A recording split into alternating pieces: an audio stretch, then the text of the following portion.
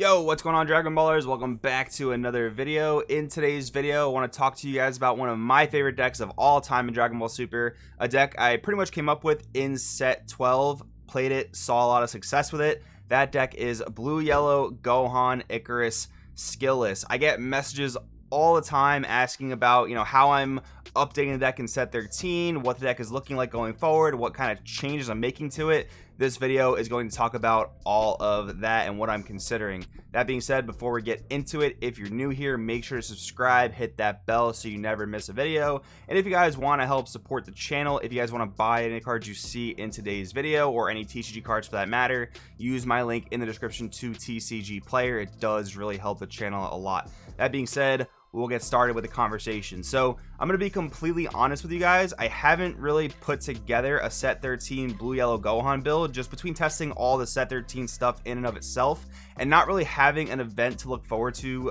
very soon.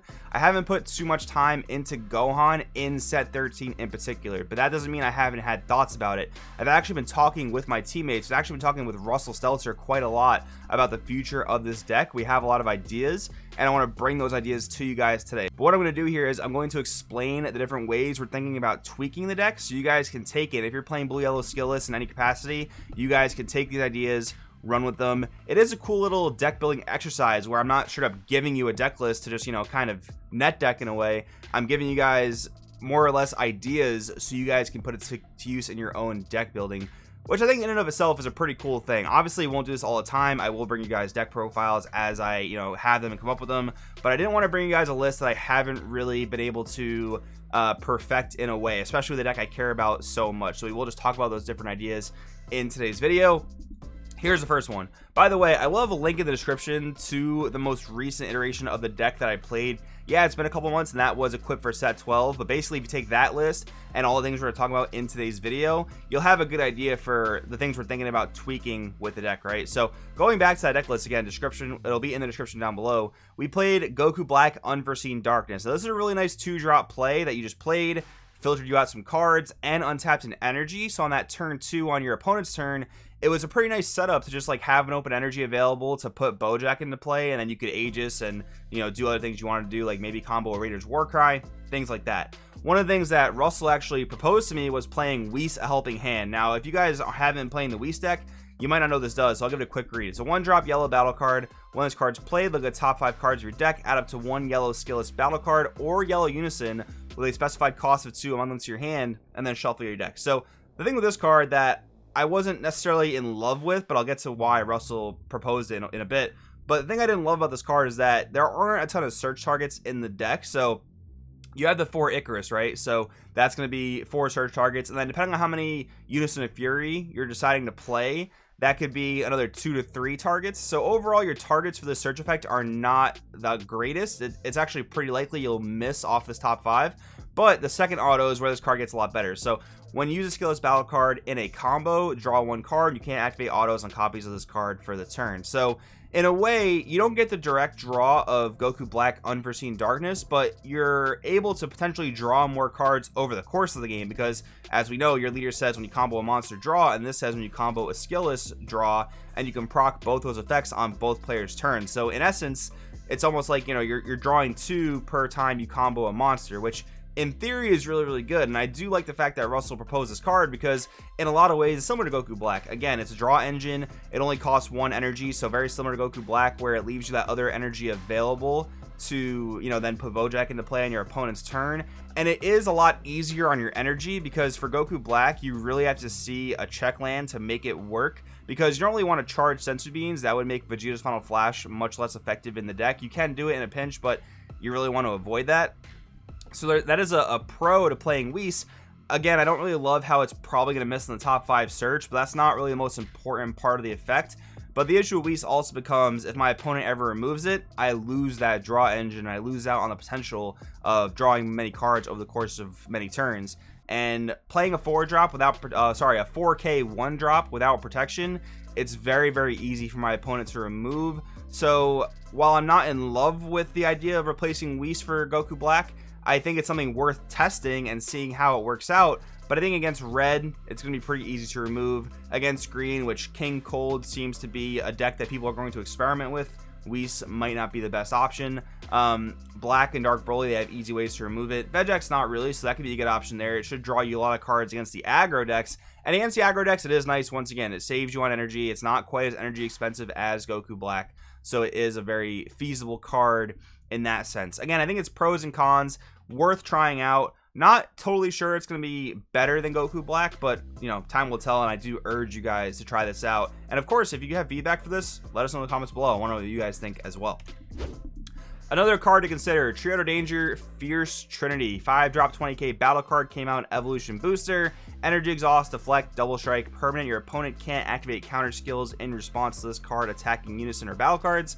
Auto, when this card removes a marker from an opponent's unison card by attacking, choose up to one of your opponent's unison cards and negate its skills to the end of your opponent's next turn, and then activate main for a blue and a yellow. If your opponent has 2 or more energy and you have a total of 2 or more blue and or yellow battle cards in play, play this card from your hand. So this card was pretty much looked at as a really powerful blue-yellow card being released in Evolution Booster, but hasn't really seen play in, you know, really the only blue-yellow deck you'll see besides Gohan Icarus that people are actually playing abundantly is Mecha Frieza, right? So Mecha Frieza plays a very trimmed down blue-yellow line, so that's kind of understandable, and other people just really aren't playing Gohan Icarus as much as, you know, I personally think it should be. I think the deck's really, really great.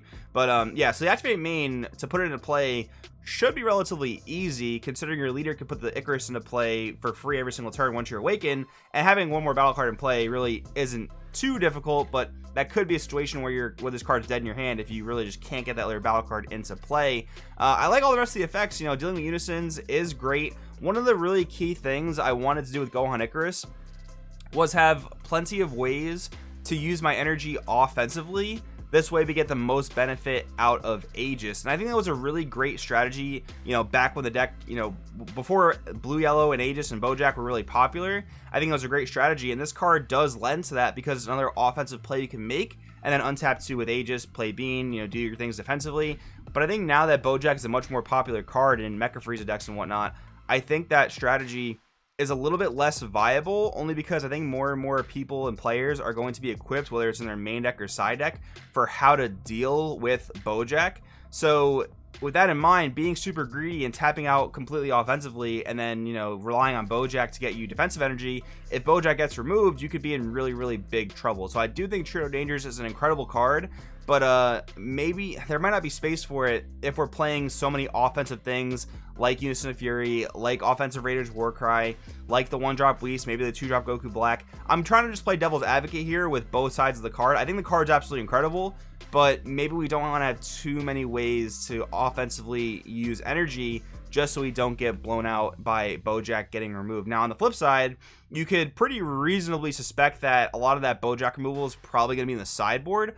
So maybe Triodo Danger's Fierce Trinity is a great card to have in the main, because pretty much every deck you come across is going to play Unisons in some capacity. So this card can always be playable in game 1, and then game 2, if you really suspect, like in red, they're going to sideboard Concentrated Destruction Goku, maybe Fierce Trinity comes out and you want to play a little bit more, you know, loosely with your energy. That could be an idea as well. I do think the card's incredible. Just another one to consider. Again, pros and cons of a card that could be good in the deck. Then we have Zamasu the Eliminator. So right off the bat here, I'm going to tell you guys, I think this card automatically replaces Beerus Fickle God. Now, don't get me wrong, I don't think Zamasu the Eliminator is going to be an essential card. We talked about all these new champ pack cards in a video last week where, yes, on release, these cards are probably going to be very, very expensive. But as time goes on with these champ pack cards and usually event pack cards, they get a lot cheaper as more get distributed and more go into circulation, right? So over time, I think Zamasu will become a pretty affordable card, and I think it just offers you more than Beerus Fickle God, right? It gives you the counterplay. It still gives you the draw when you play it. So sometimes in a pinch, you will play Beerus Fickle God to draw a card if you have no better play to make, or if you really just need to get like one more damage in. And Zamasu does offer you that draw.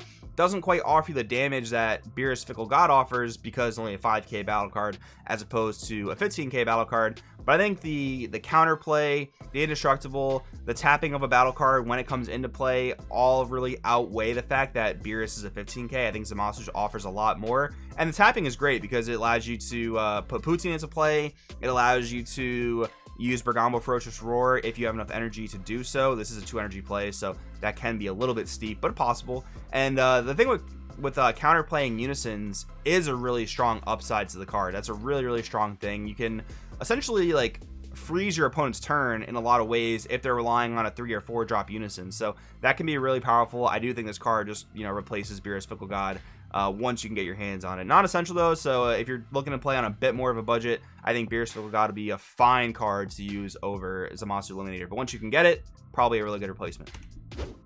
And then finally, guys, I want to talk about another idea that Russell proposed to me, and I think it's a really great idea. I'm just not exactly sure how it works in the context of the metagame. So he proposed to me that we could play Majin Buu Assault of the Agents of Destruction. Now, if you guys haven't really been testing against Blue much, or haven't really played against Bojack or Blue Gohan or Blue Baby or other decks that might be teching this Majin Buu Unison, it's a powerhouse of a card. It's so good. Like, it's really beefy. It's got blocker, it's got double strike, it draws. My only, oh, it also removes battle cards, which is great. My only gripe with the card is that it doesn't gain markers.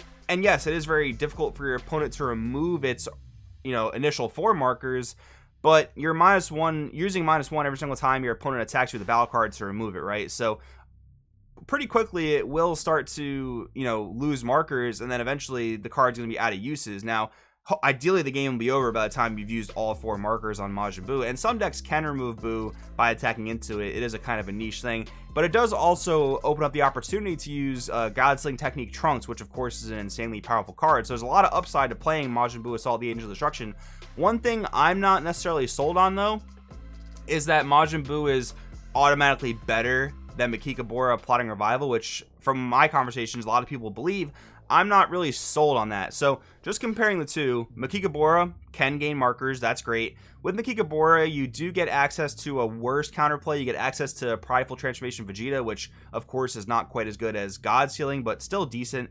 Makikabora is also a blocker, not quite as good offensively as Buu is, but that's okay. Has an additional effect of when it loses the marker, you rest a card, and it constantly +1s and also draws cards like Buu does, but it also locks up battle cards. In a lot of ways, Makikabora locking down a battle card can be better than Buu's removal of battle card, or just as good, I should say, because locking that battle card down, how many times did you guys played against Makikabora Plotting Revival? Probably not super recently, but more so when it came out and it was played in Control Sin. How many times did you guys played against this card and it locked down your battle card, and that battle card was locked down for the rest of the game, right? So Makikabora does offer that, which is really nice. I suppose Majin Buu can remove multiple battle cards over the course of multiple turns. That is a really good upside. But overall, I mean, you can talk about the differences between Makikabora and Majin Buu all day long. There's pros and cons to both. I just really don't know how valid a 4-drop unison is in the current metagame. Yeah, I don't think the meta is overrun by aggro decks, and of course in those aggro matchups these cards are going to be very hard to resolve, so that they would probably just be charge fodder at that point. But even against your other mid-range and control strategies, like the one I think about the most is Mecha Frieza. You really don't want to tap out against Mecha Frieza in a lot of scenarios, and neither of these cards are going to be the best to tap out for against Mecha. Against King Piccolo, I think both these cards are actually incredible. Against King Vegeta, probably similar. I think both these cards will really be good as well. So I think it really just comes down to what you're expecting to face in the meta, and maybe your local meta will be a different story than my local meta, or what I perceive to be, you know, happening at bigger events. So that really just does come down all to give and take. And again, that's the whole point of this video, is talking to you guys about the changes I'm considering making for the deck going forward, and having you guys experiment with them, because I think it'll actually help you guys a lot as deck builders to try these different things, to test these different things. Maybe not so much just, you know, me having confirmed it and saying, here guys, here's the thing. Again, I will do that more in the future, but I think this is a really good exercise for you guys, and it just kind of makes up for the fact that I haven't been able to keep up with Blue Yellow Skillless Gohan, again, with everything else going on in the world, with testing the other decks for the upcoming events. Just wanted to get this out there to you guys. But anyways, that's all I got for today. Hope you enjoyed the video. Let me know in the comments below what you think. Thanks for watching. I'll see you guys next time.